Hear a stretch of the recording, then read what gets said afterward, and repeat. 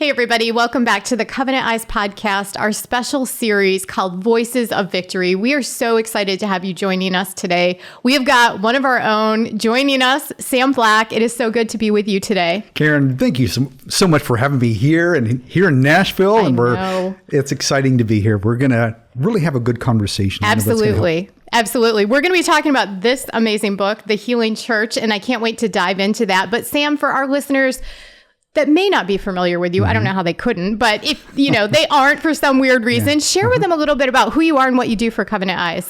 I'm the Director of Recovery Education at Covenant Eyes, and our whole purpose behind that is to really equip people, from pastors and ministry leaders to moms and dads to individuals who are struggling with pornography or want to help others, help them find freedom from pornography. So we want to equip and train people to dive deeper into this, a deeper understanding of the struggle, why it is so impactful, and how people can have lasting freedom, not just maintenance, but live in lasting freedom. I love that. And you guys have been busy building out our recovery education resources. And before we dive into this amazing book that you wrote, I want to talk a little bit about the work that you've been doing with the Victory app.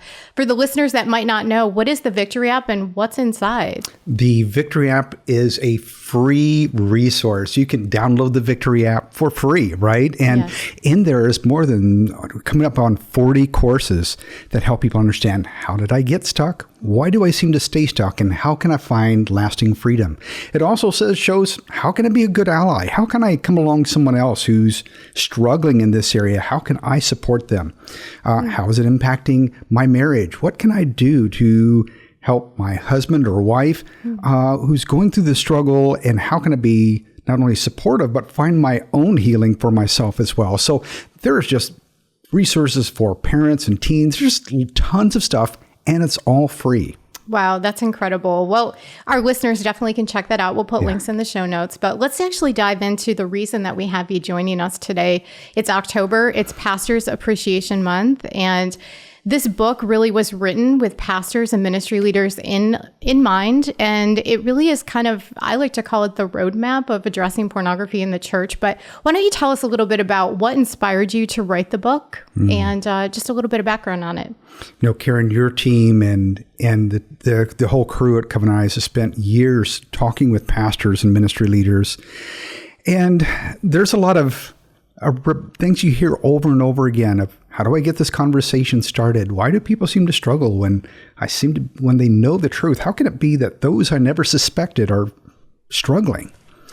And so with a sincere empathy, I wanted to help pastors and ministry leaders understand why so many people are struggling within the church, not just outside the church, but within the church itself.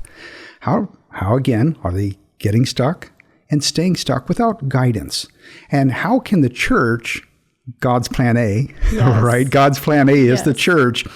How can the church come alongside people and help them live in lasting freedom? And I'd been to a men's ministry leaders conference, and this conference was aimed at men's ministry leaders. And I was doing a session there, and it seemed like for many of those men, there was a light bulb went off. I never understood that part, or I didn't see that part before. I didn't know about how impactful it is on the brain or any number of things that are going on. And that was both encouraging and discouraging, because in a 40-minute session, I could only talk about so much. And pastors and ministry leaders need more help and support than I can provide or you can provide in 40 minutes, right? Yes. And so we dive deep in this, overturning misconceptions. I interviewed more than 70 pastors and ministry leaders for this book, looked at more than 70 studies and other resources for this book, visited churches that were doing this well, and what were they doing differently, and how can we learn? It's not enough to just say what the church is doing wrong, but what are churches doing right too? I love that. And I think that is such a needed resource. And all the years that I've been with Covenant Eyes and talking to pastors and ministry leaders, they have a heart. They want to serve their people and help them overcome this. But often as we know, pastors are bombarded with so many things on their plate. I mean, this is one issue in the church. There's so many, and they're often understaffed, under budget, and this book really, I think, provides a very clear path with easy to implement steps, and also like stories. I think that's the thing that I loved about this book, is that you incorporate stories of success and even some failures. Let's talk a little bit about, you talked to so many ministry leaders about programs that they had implemented. What were some of the things you had learned in your interviewing of ministry leaders? The diversity of things learned was incredible, because on one side, you heard a lot of misconceptions and misunderstandings. And I think one of the key takeaways for this is many people in leadership were missing how pornography is undermining every ministry of their local church. What does that mean? Right? Yeah. What does that mean? Yeah. Well, if we think about that 2/3 of men say they have an ongoing struggle with pornography in the church, and yet we have pancake breakfasts and men's retreats and those kinds of things, and we're not really and we might say, pornography is bad, but they already know that often. They often know, they're often struggling with this moral incongruence, right? And they need some solid steps for next steps, but they're not necessarily getting that. So you're spending all this time with men's ministry, but you're not really addressing pornography well. The same thing is true for women's ministry, right? We know that about 1/3 of women say that they have an ongoing struggle with pornography and sexual media. Teens are among the most prolific users of pornography. That's shocking. We can host pizza parties and go to concerts and do all kinds of things of this nature. But if we're not helping parents and teens understand how pornography is impacting their lives and their spiritual walk, pornography is undermining those efforts for teens. It's true. And when we think about children, that the average age for first exposure is somewhere between the ages of 8 and 11, depending on which study you're looking at. So we're teaching Bible stories and studies, but we're not equipping mom and dad to teach children how they can be resilient to our sexualized culture.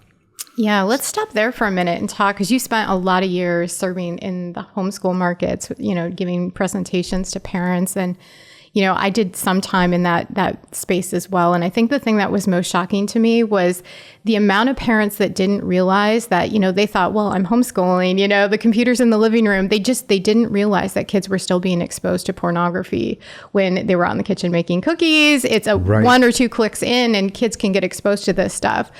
Let's talk a little bit about, our young people, and how does this book address serving the children and families in the church? There's a couple of things. Yeah.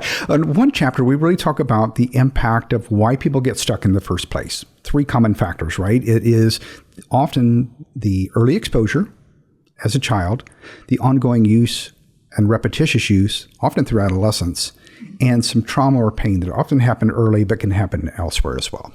And so it becomes escapism.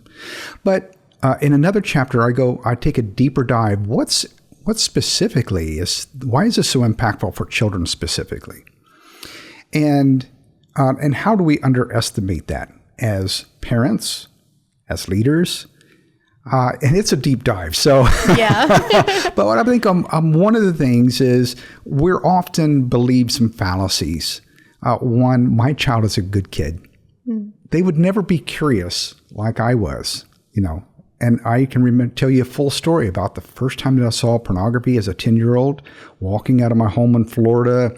My brother and his friend were leaning up against their car, and they were looking at a magazine sideways, and that just didn't make any sense. How can you look at a magazine sideways? And so I asked them, what are they looking at? And they turned it around. And I didn't step away, I stepped forward.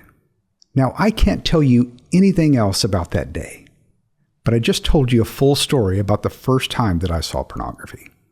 Now, I was looking at a magazine. How much more impactful today in video where it's violent, angry, abusive. It can be very shocking for a child to see pornography today. And that shock can even though they may feel fear or what have you. They also might have some natural curiosity too there as well. And that all that neurochemistry is helping burn that memory into the brain, which I dive deeper into in the book. Yeah. No, that's good.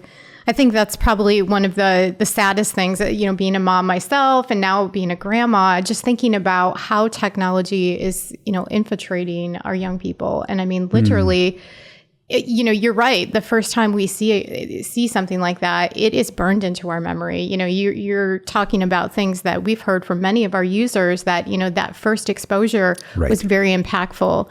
Let's get back to talking about the ministry leaders and some of the things that you were able to glean from your interviews of programs that work. Let's give some hope to some people out there. Yeah. What were some things that churches were getting right when it came to addressing pornography? It's often such a taboo topic, and pastors worry that if they have conversations like this in the church or preach about it even from the pulpit, then some of their folks are going to be pretty upset. They're going to push back a lot. We've heard that. What is interesting is that while we were talking about the homeschool conferences, is that I would be speaking at those events in rather large ballrooms, and often along the sides of the ballroom, all the chairs are filled up, and they're standing along the edges of that room, and they're bringing their kids with them because they already know that their child has been exposed to pornography. Right? Interesting. And so there was a lot less shyness among these parents, even among bringing their teenagers and bringing their kids, even small children, into where they knew I was going to be talking about pornography. Right? Wow. That's crazy. and yet in the church, we kind of I don't know if we can talk about this or not, right? Isn't that so bizarre? What's interesting is recent surveys show that the vast majority of parishioners say, we want our church to talk about this. Yeah. We want this to be a topic within our congregation. That's amazing. I think you're referring to the new Barna study that just came out. Yeah. And it was shocking to me that, and even pastors acknowledge, I think it was somewhere in the ballpark of 83% of pastors acknowledge that they need to address this topic. Parishioners overwhelmingly wanted their pastor and their churches to talk about this. So with all the, everybody aligning on that, why is it still not being talked about in our churches? Well, we will go back to the original question. Beat around the bush. Is that not only is it tough to have this conversation, that we feel this tension, because let's face it, pastors get all this feedback on a constant basis about their sermon or what they talked about last week or any number of things, right? So they face a lot of struggle, period, with that.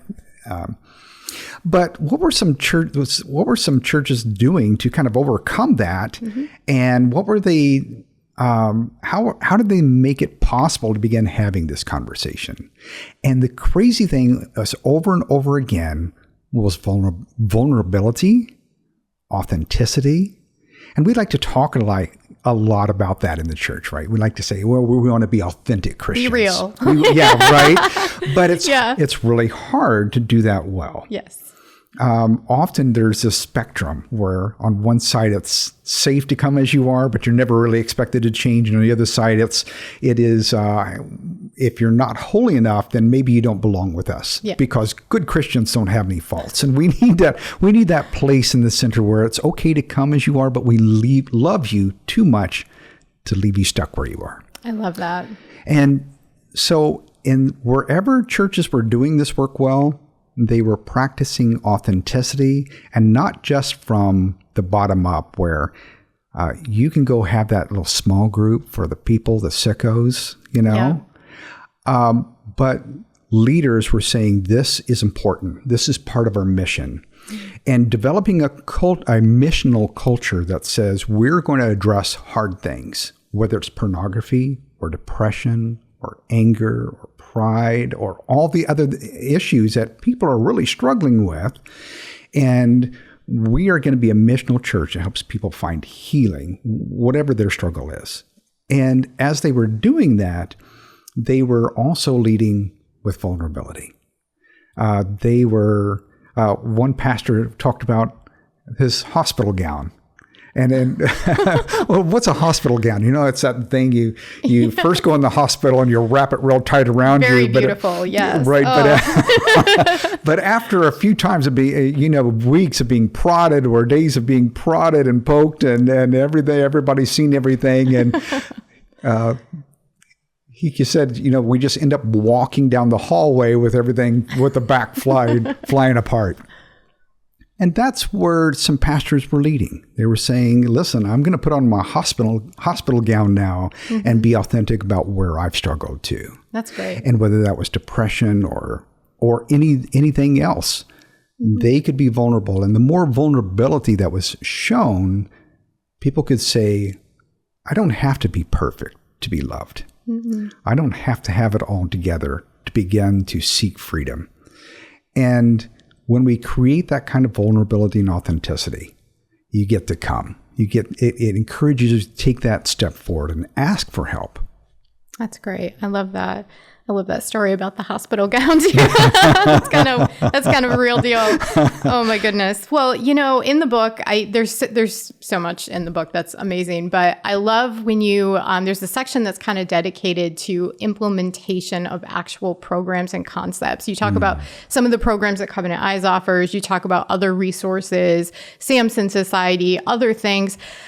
There are probably listeners that are ministry leaders or maybe lay leaders that are just really passionate about this issue, and maybe their church isn't addressing it. Are there any things that they can do to maybe nudge the church or their pastor in a direction of creating these safe spaces and developing programs to help people? Do you have any suggestions for that? Well, I think knowledge helps a lot there. That's the reason we wrote the book, right? Yeah. So I want to encourage you to get a copy of the book for your pastor or senior pastor, or maybe you're a senior pastor and you just can't get other pastors on board, that they don't really have the understanding of why this is such an impactful issue. So I don't mean to push the book, but I really wrote it for our ministry leaders to help them with that. But begin having this conversation. Begin showing the statistics that are shown in the book, as well as on our website at Covenant Eyes. And we provided a lot of insight that really helps pastors, ministry leaders have aha moments. I was thinking about this the other day. It reminded me that when I was writing the book, I said I didn't want any chapter not to have an aha moment, where you read some books and you get some chapters that are better than others. And I really wanted to make every chapter count. So it's pretty packed. It's pretty packed full. It is.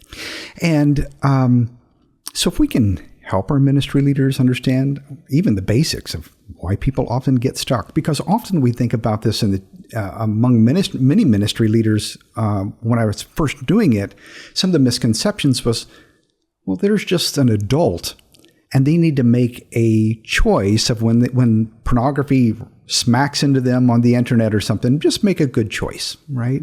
And they're missing how that early exposure, the ongoing use of, they've been using pornography for years and years since adolescence. And now we're just saying that we just want you to make a good choice, not realizing how impactful, it has been on them for a long time. In Galatians 6, it talks about how a pattern of reaping and sowing impacts our mind, body, and spirit. Well, that's the same is true with pornography. That repetitive use has had a deep impact on their mind, body, and spirit. And so they need a mind, body, spirit perspective on how to begin practicing living in freedom. That's so good.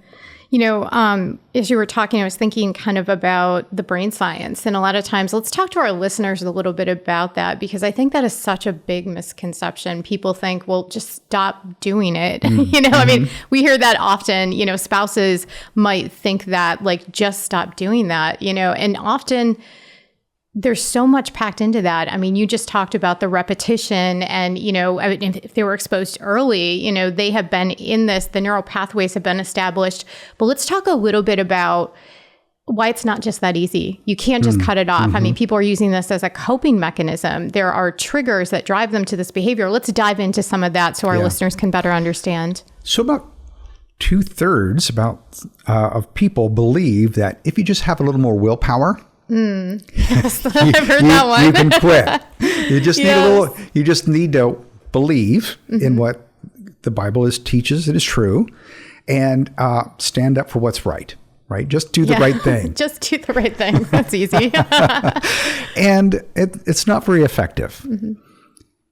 So why is it such a struggle? We often have triggers. Man, there's so much here that we explore in the book. I know. Let me use my story as kind of an example. Yeah. You know, I told you about the first time that I saw pornography.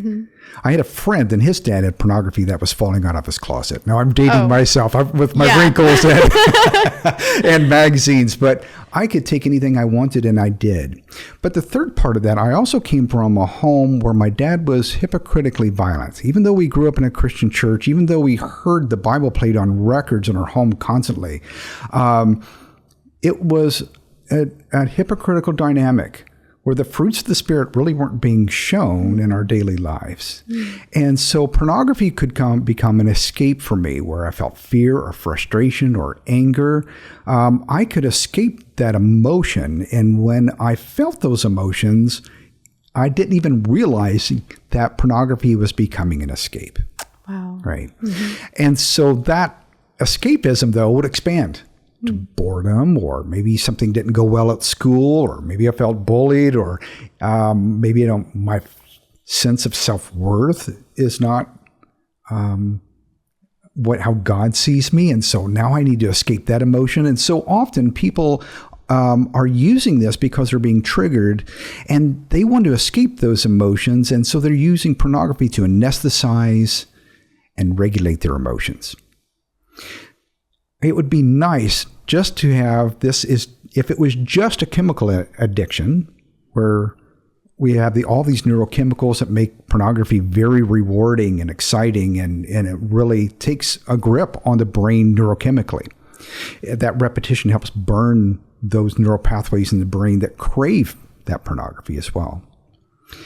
So it's one thing to quit pornography for 14 to 30 days and reset your neurochemistry, but you still have all these triggers whether it's fear or anger or what have you, that would lead you back to pornography. You know, we talked about my dad and have a little violence, and part of that is learning to forgive. Part of the healing process is learning to forgive. So I don't tell the story out of woundedness, but really an understanding, to help others maybe understand a little bit more. How does this trigger possibly work? I would coil a rope or an extension cord, and that could lead me to act out with pornography. You'd be like, that doesn't make any sense. How is this possible? Well, when I was about 12 years old, there was a rope in our shed, and my dad and I were cleaning up our shed, and he says, I want you to coil up that rope. And I began folding it hand over arm, or over elbow. And he said, no, don't do it that way. I want you to do it hand over hand. But this rope had been in the back of a pickup and rained on and heated in the sun and et cetera. And there was just no way. Every time it would turn or twist, he would hit me. And he'd hit me in the face or the head or the back or what have you, right? And so whenever I would coil a rope in my teen years or as an adult, I wouldn't just remember that. I would go back in time and relive that episode. Wow. And it was so very impactful. So I didn't like that emotion. I didn't like those feelings. So escapism, when I learned to escape, how can I deflect? I don't want to feel that. I don't want to enter that, would lead me to pornography. So how did I get out of that loop? Well, through a safe place and a safe process through my church, I began to learn that I could live in the present. How can I live in the present and do this well? So every time I would coil a rope, I would sing praises and hymns, or every time I ever did an extension cord, I could sing praises and maintain my present where I am now. That's great. I don't have to relive that on an ongoing basis. So I could recognize that I could learn to regulate my emotions and my memories And that's imperative, that we live not just free from pornography, but live in Christ's wholeness in our lives. How can we enter a peace in our mind, body, and spirit where we allow God and the church and our church community help us heal from the wounds that are driving us to unwanted behaviors in the first place? That's so good. Thank you for sharing that story. That's really impactful. So let's talk a little bit more about the church and what they might be doing wrong when it comes to pornography. You mentioned this earlier, not talking about it. That's one thing that probably needs to be addressed. But are there behaviors or things that the church is doing that's actually harming people, or maybe making the problem worse because it's driving people, deeper into the shame and the isolation? Well, again, I think part of it is underestimation. I spoke to some pastors, and they said, I think in our church, it's probably not that big of an issue because we have a holiness philosophy.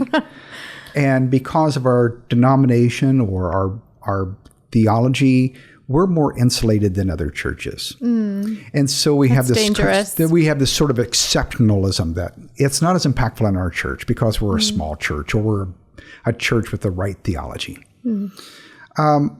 And what I found over 17 years at Covenant Eyes is all churches are struggling with this issue. There's no exceptions. No.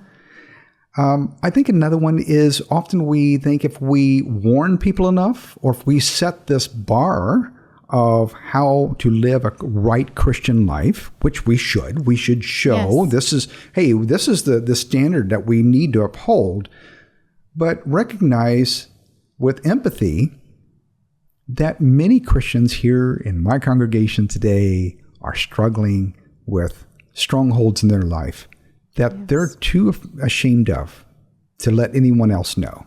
And as long as you stay in that secrecy and hiding, you're never really going to find hope.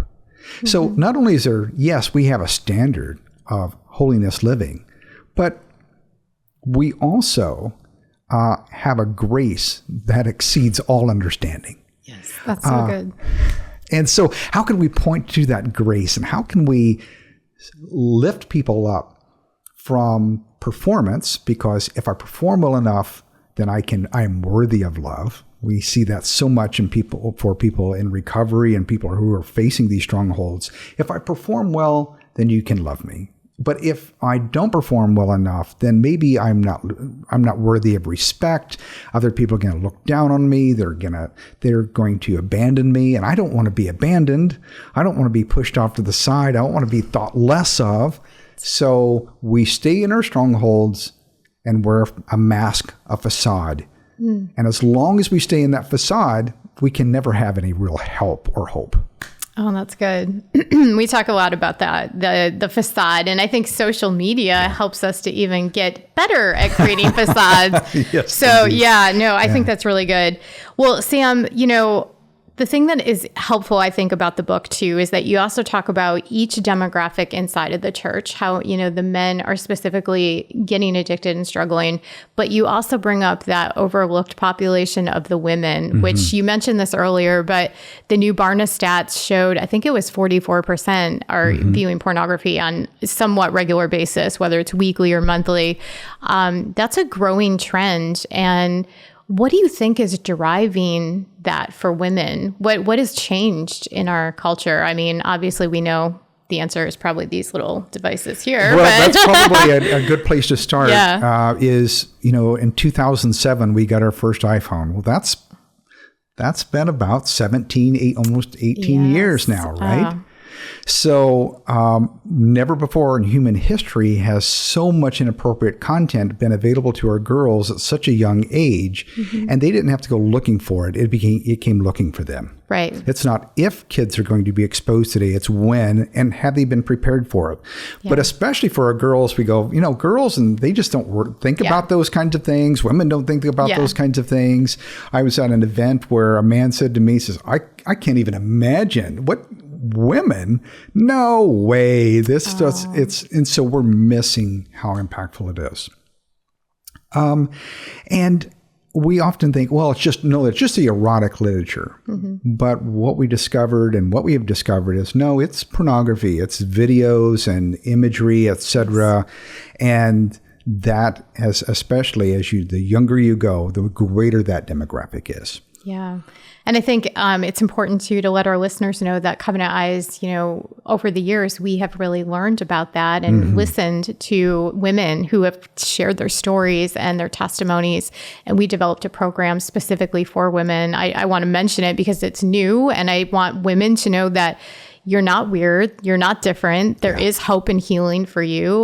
We have a program. It's called Arise. Your team actually worked on that and built that. Our team together worked on that. It was so much fun to see the women at Covenant Eyes just embrace this. Just this was a resource that was developed, reviewed by counselors. We took every precaution and overturned every stone to really deliver a powerful and meaningful course for women who are struggling with pornography. Yes. And I was just so proud of the women at Covenant Eyes for really leading this charge. They did. And I have to say, it's one of the best resources we've ever produced. I would agree. The quality of it, the writing of it, the video, it is just fantastic. It is a powerful tool for ministry leaders to introduce those to men or to girls and women in their church. Absolutely. And I think it's important too that pastors, who might be listening to this episode, that they have to realize you have to talk about women. You can't ignore them, because I think the stigma for women is that it's even more weird and there's even more shame piled on because good girls don't do that, right? And there's this stigma in the church about it. So I would encourage our pastors and ministry leaders to preview the program so they can become familiar with it. And also they need to talk about it because, our young girls are being exposed to this stuff, and we need to let them know that, the Bible provides answers to these tough questions, and they've got to find the answers. And if we don't provide them in the church, they will go online and find the answers from somebody that doesn't have their best interest at heart. That is one of the beautiful things about Arise. There's also a community within it where women get to comment back and forth to each other and help one another in this journey. And what we've seen of the comments is affirming what the surveys are saying is, I didn't think I could talk to anyone about this. I thought I was all alone, that nobody else struggled like I struggle. And that's Satan's lies right there. Right. He wants to keep us isolated. And the isolation is, I think, a key weapon of the enemy. If I can keep you here and you don't ask for any help, if you don't ask for any support, if you don't seek a safe place with a safe process, then I can keep you trapped. That's right. Yeah. And we need to fight back against that. Absolutely.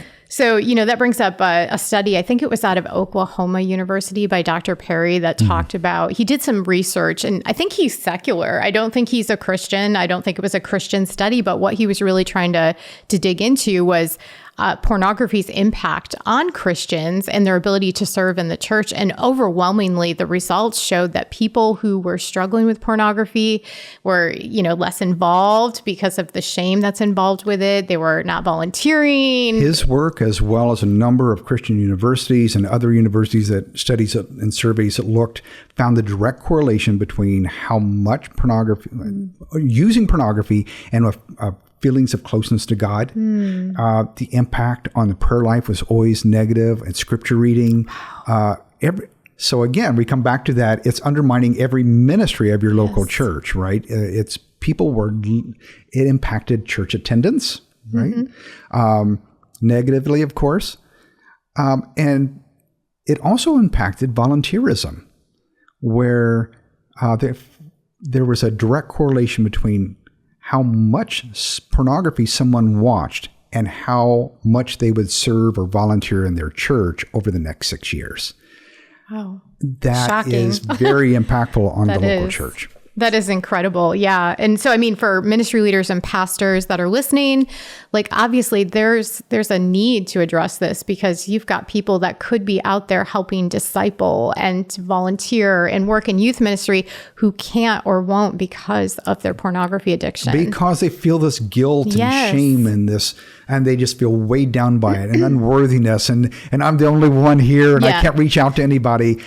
Again, it's that trap that keeps people stuck. Oh, and so how bad. can we, if we can be that winsome church that helps people? You know, one of the things that helped me was walking. My wife had invited me to go to a church that she'd been going to by herself with with our babies. Yep.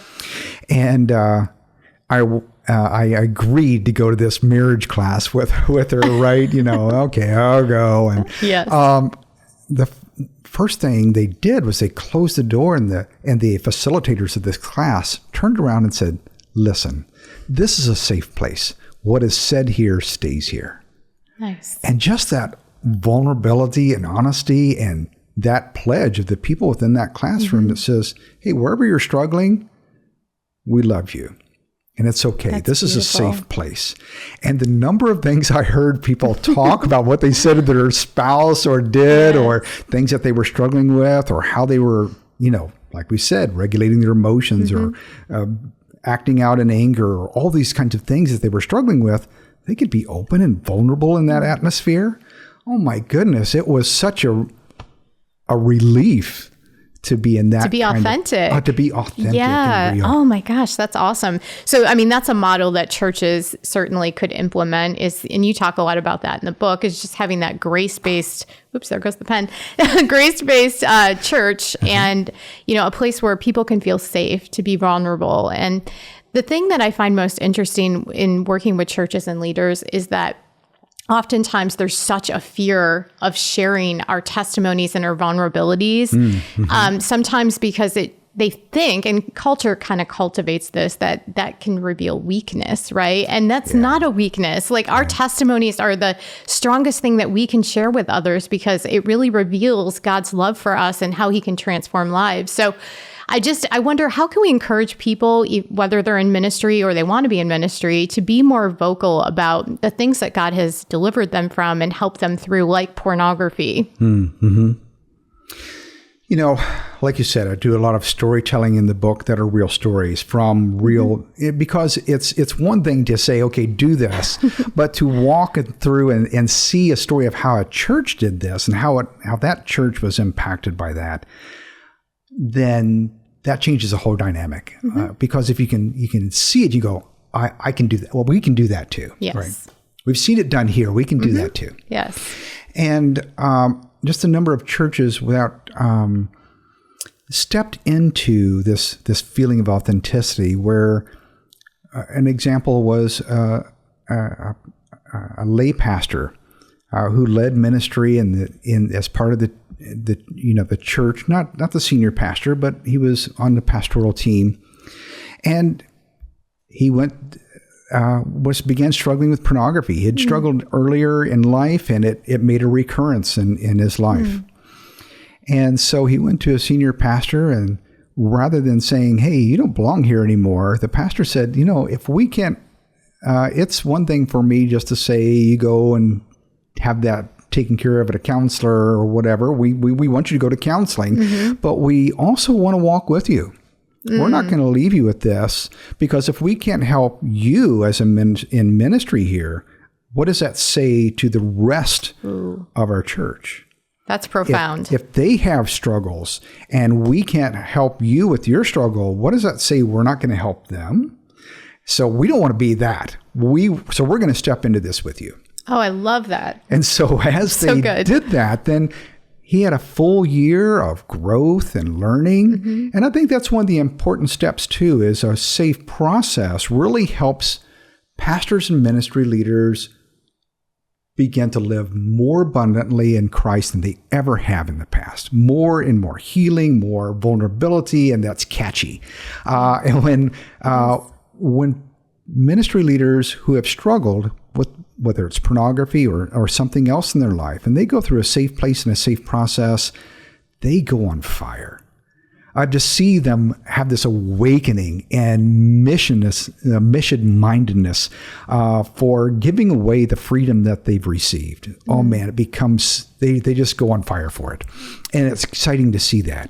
But that's what that church did. And after he went through a real process of healing and restoration, he got to share that testimony. And little by little, as the other ministry leaders on that team says, we're going to go through a process for our own healing. We're not dealing with pornography, but we're dealing with other things. And so they all bought into this. And so they actually designed their own like a curriculum? Curriculum as well. And about 70% of all their staff, from their secretaries to ministry leaders, even the senior pastor, said, we're going to take a journey of healing to make sure that we're not allowing anything in our lives to separate us or create separation between us and God.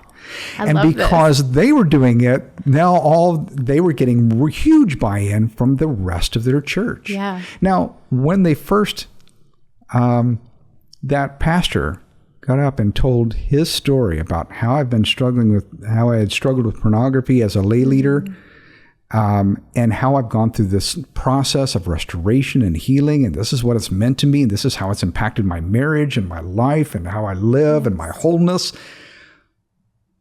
Admittedly, there were some people that said, hey, they talked about pornography in the church. We're not coming back, right? That happened. It does, yeah. But overwhelmingly, authenticity won the day. Yeah. There were more people pressed in. That church grew and grew and grew. And now it's thriving, and it's a huge mega church. I know what church you're talking about. Yeah.